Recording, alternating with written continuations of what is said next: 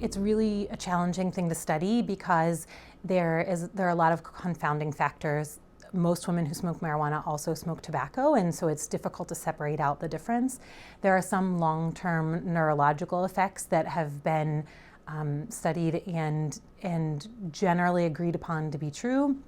But again, there's a lot of limiting factors because we're not doing controlled randomized studies on these things. They're all cohort studies where we look at women who did smoke marijuana during their pregnancy and see what happens to their babies.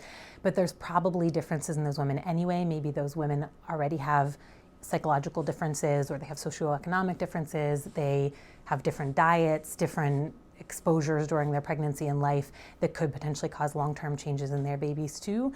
So I'm not sure that it's something that we're ever going to have really pristine studies on because it's just not ethical. So what we know now is that it appears to have some long-term neurological problems.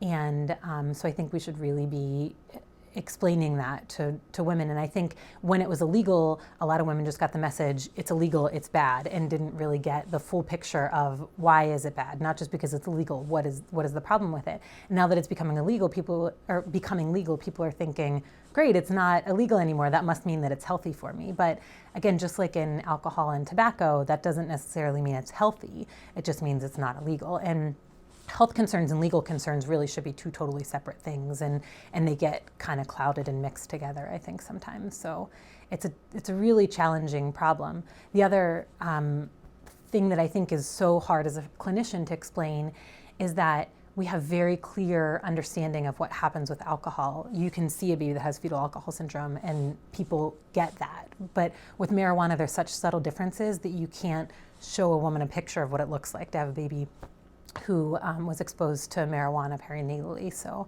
it's a really tough thing to explain to people when the evidence, even to the clinicians, is a little bit confounded. I hope that it's going to open up the conversation a bit more with patients, because I think the fact that it hasn't been legal up until now has led some patients to not be forthcoming and honest about their use. And there are other substances that are legal now, like tobacco and alcohol, which we know are harmful in pregnancy. And discussing those openly with your OB/GYN provider is important so that we can counsel patients about the harms that are the potential harms to their unborn baby during their pregnancy. So if anything, I'm hoping it's going to be helpful. As physicians, our job is to take care of the mother and the baby and not to punish them in any way for doing things that are illegal. And so if it makes them more comfortable talking to us about all of the substances they're using, then it can only be helpful. I think it's very important for OB/GYN physicians to be part of this discussion, because I think the legalization of marijuana has come a little faster than some of the regulations we might have liked. And so Surgeon General warnings are on alcohol and tobacco products now, warning pregnant women that they may be harmful during their pregnancy, but such things don't exist in anywhere but maybe Oregon.